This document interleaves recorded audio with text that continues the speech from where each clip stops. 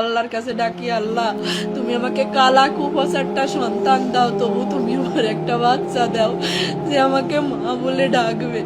লিফটে ঢুকবে তখনও ঘুরে ফিরে আমার দিকে 2-3 বার তাকাচ্ছিল।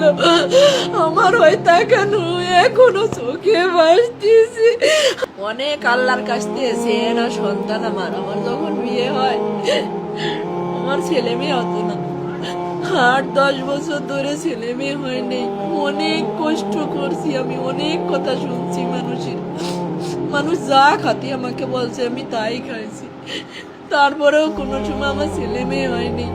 এক সময় আমি নামাজ রোজা কোরআন শরীফ এইগুলো করতে শুরু করি আর আল্লাহর কাছে ডাকি, আল্লাহ তুমি আমাকে কালা কুপোষারটা সন্তান দাও, তবু তুমি আমার একটা বাচ্চা দাও যে আমাকে মা বলে ডাকবে।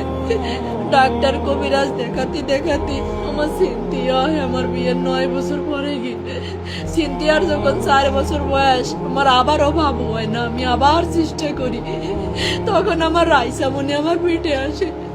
হ্যাঁ, তখন থেকে আমাদের জীবনটা বদলে যায়।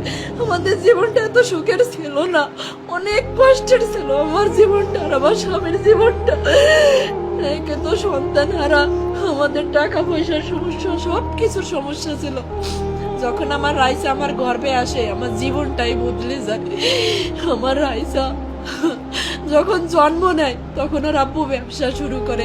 আজ ওর বাবা ব্যবসায়ী, প্রতিষ্ঠিত ব্যবসায়ী, কিন্তু আমার বাকি নাই। আমার লক্ষ্মী মেয়ে বুড়োই গেছে। আমার লক্ষ্মী রে তো আমি বলবো না, আমার ওইটুকু লক্ষ্মী। 8 বছর বয়স শেষ হয়ে 9 বছর চলতেছে। 9 পারা কোরআন শরীফ পড়েছে আমার রাইসামণি। রাইসামণির বয়স যখন 3 বছর আর আমার সিনথিয়া, আমার তখন ছেলে বাবুটা হয়নি। আমার বাবু তখন 4-5 মাসের পেটে। উমরা করতে গেছিলাম আমরা অল পরিবার, আমার হাজব্যান্ড আমার বাচ্চাদেরকে নিয়ে। আমার রাইসামণি সেই উমরা হজের ছবিও আছে।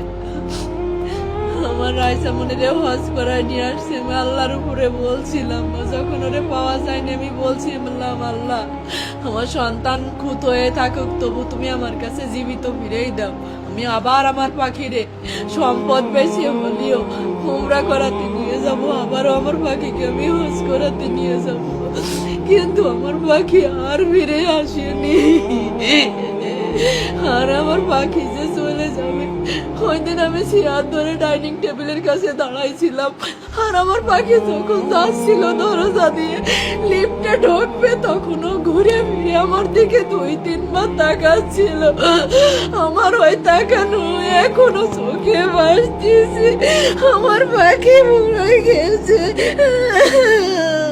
আমার এত লক্ষ্মী মেয়ে আমার রাইসা ছিল। আমার পুরো বাসাটা নাড়াই খাত।